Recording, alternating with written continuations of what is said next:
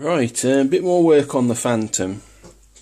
You can see that I've put the two halves of the main body fuselage together with the cockpit inside. Now the cockpit glues into the one side, if you remember those lips, and then it goes right into the top edge there. So I'll put my glue in. I used my super glue, my industrial strength super glue, along with the contactor once the super glue had dried, just to, you know, to give it a bit of extra strength. And then I ran some glue on this side as well, where it meets to the edge lip of the cockpit, and I just pushed those together. Lining it up all the way down was very, very easy. There was a couple of holes and mounting tabs on various bits of the fuselage main body, and then I just wrapped some household tape around it and left it 24 hours to dry. Sorry, 12 hours to dry. You can see that I've took all the tape off, and the pilot there you can see with his head over the top of the dashboard. The only one thing that concerned me about this is underneath in here, the front lip, I couldn't push it up all the way up, so it was only basically glued around the rear and the rear sides there. But I didn't need to worry about that, to be honest, which I'll explain in a moment. I've also done the bottom section of the belly with the wings on as well, as you can see. And that piece is basically number 3, number 4 and number 5. You glue those into place, and it tells you to paint P, which is white. So by hand I've painted some white in. I'm probably going to have to do a couple more coats because I've painted it onto the bare plastic. And then I used, with the, what was it, 4 and 5 onto number 3, I'll just again use some household masking tape to hold those down, as you can see. And then the completed wing goes into the bottom of the main body fuselage. Now the one thing I was a bit concerned about, turning the cockpit back over, that the cockpit might fall down, because when I was test fitting it into the side of the fuselage, it kept wanting to come down. But you've got this little square box here with these two circular tabs on. Now basically what that does, it sits underneath the cockpit so the cockpit doesn't move. Now when I told you I glued basically the sides and the rear in, the front again wasn't, I couldn't glue it and push it up. But when I test fitted that, it actually pushed that up, that front edge, and the actual pilot, actually his head bobbed up a bit more. So I was quite chuffed about that. So I'm quite glad that the bottom section I couldn't get it to glue, because of that, like that square box pushes him up a bit more. With the top of the main body fuselage where the cockpit goes in, you can see I've got a gap issue there to fill in. And I've got a massive long seam all the way up to the wing, all the way down to the bottom of the nose. And you can see the seam issue I've got to deal with on the bottom as well. But to be honest, I don't think I need to touch the bottom seam, especially on this section here, because that mounts into there, like that. So it's only going to be the underneath of the nose and the underneath of the wing I'll have to deal with on the bottom. But like I said, just pushing this into place, you can see that it test fits really, really nice. I'm really well chuffed with this. Not bad at all. Stay with me. Right, welcome back. As you can see, I've now glued the main body fuselage into the bottom wing assembly, and as you can see, it's glued in an absolute treat. Basically, just ran some glue around the wing sections on both sides where it actually connects into it. Then I ran some glue around the bottom section that goes into the underneath of the cockpit stroke nose, and then just a bit of glue around the bottom piece, around the back of the exhaust area. I wrapped some tape just in front of the pilot on his dashboard there, and some tape round there, around the back section. I couldn't really tape anywhere else, so I just let gravity do its work, and as you can see, it's really glued really well. Turning the Phantom over, I'm going to be doing the landing gear sections now. as per the plans, tells you to glue all the panels in with the landing gear. But I'm going to be doing this in flight mode.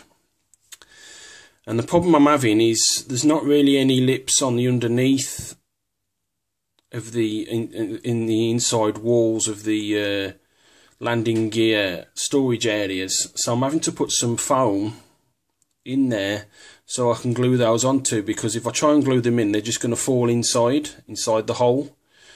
So I've just got some of my industrial strength super glue and a bit of my foam, cut it to width, and then just glued those in.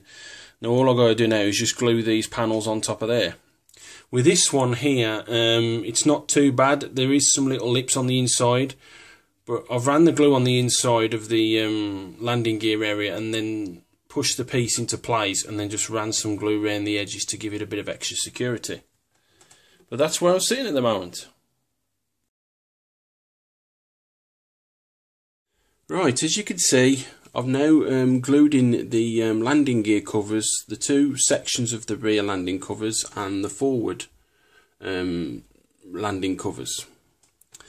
So if you remember from the previous update, I put a bit of sponge in these channels and then put some glue on the top of the sponges and then push the panels into place. So the centre one first, then the inner one, and then the outer one.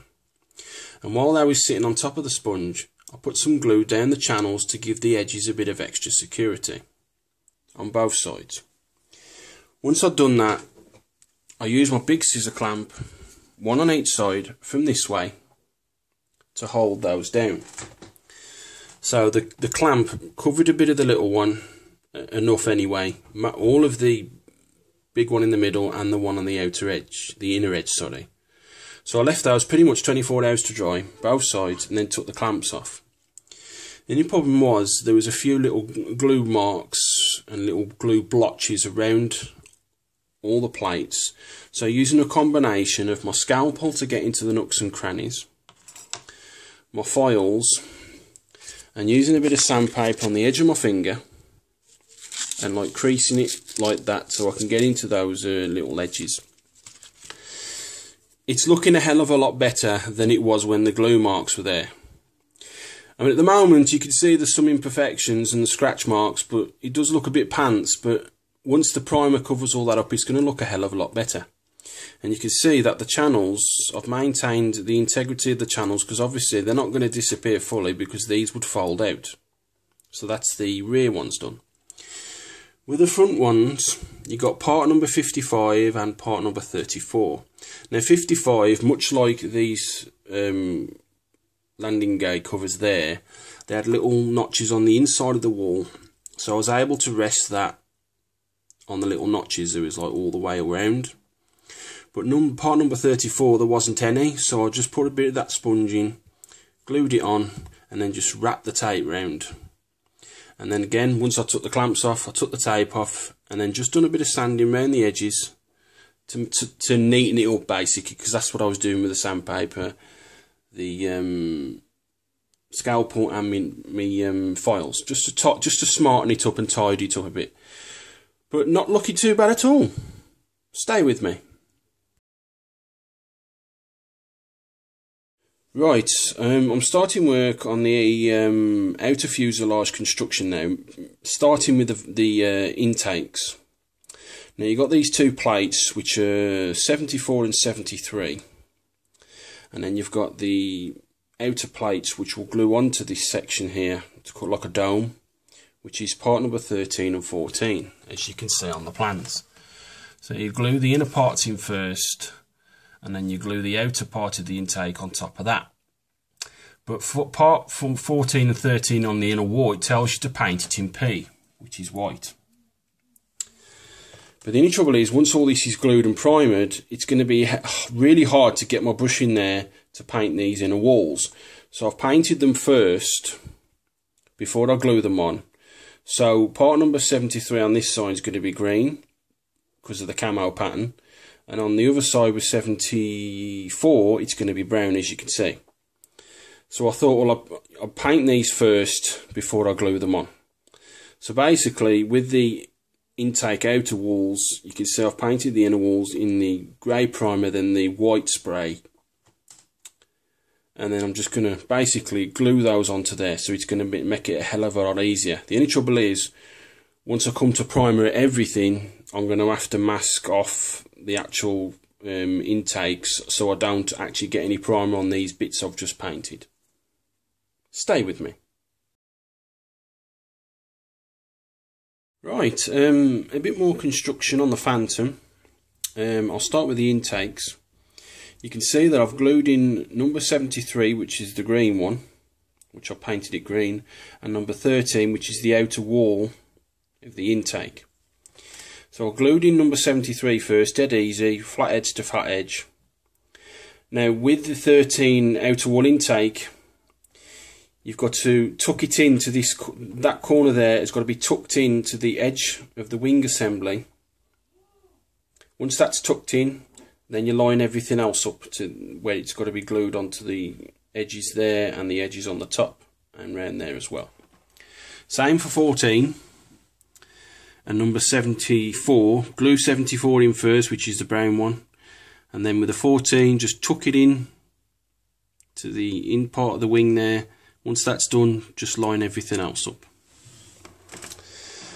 Now you've got the tail wing assembly, which is the two wings, but the plans have got it wrong. As you can see, the plans tell you to glue, put it in, and the straight edge is on the inner side and the triangular edge is on the outside. It's wrong. Also, you've got these edges here, those little triangular edges, those interlock with each other because there's a notch that's been carved into the plastic, so they interlock, male and female. But because of the plans being wrong, they wouldn't lock, because it was basically reversed. The fat end was this side and the thin end was that side. So looking on some photos of the Phantom, the actual triangular edge is on the inside and the straight edge is on the outside. Once I'd figured that out, those little interlocking notches on each of the triangular mounting sections, from there, they're locked into each other perfect. So just be wary of that when you come to do the tail section. Stay with me. Right, last bit of construction on the Phantom. Start with the underneath. You've got a square panel there, and a square panel there that sits in front of those like oval shaped panels. Then you've got like that, just trying to get to focus, you've got that like triangular circular section there that sits on the back of that piece at the front. Half on the piece and then half on the main nose. Again, very easy to glue in. Resting that back on my Revell bottles. Then you got the wing flaps, both sides, one each side, which is number 6 and number 7. And you've got these little mounting tabs. Now the mounting tabs goes into little holes in the side of the wing. Very difficult to get in, but once I put it at an angle and just jiggled it a bit, they managed to go in. So I ran a bit of glue around each channel and the tabs, and that's dried very, very sturdy indeed. And you can also see that I've put it at an angle. A little update on the tail wing. I was actually a bit concerned that the interlocking tabs wouldn't glue right and it wouldn't be very sturdy. But the glue's all dry now and it's gone really, really nice and sturdy. I mean, I did put a bit of extra glue in the channels as well. And that's dried very, very sturdy indeed. I'm well chuffed with that. Not bad at all. You've also got these exhausts. There's 2 of them there. Now the plans call for you to mount them into the back. But the only trouble is, if I mount them now, it's going to cover this bit section here and a bit on the inside of that gap. So I'm going to paint those first, then mount the exhausts. And last but not least, you've got a bit of filling that I've done around the rear section of this cockpit where there was a gap. I'm just waiting for that to dry. So now the Phantom is ready for primer. Stay with me.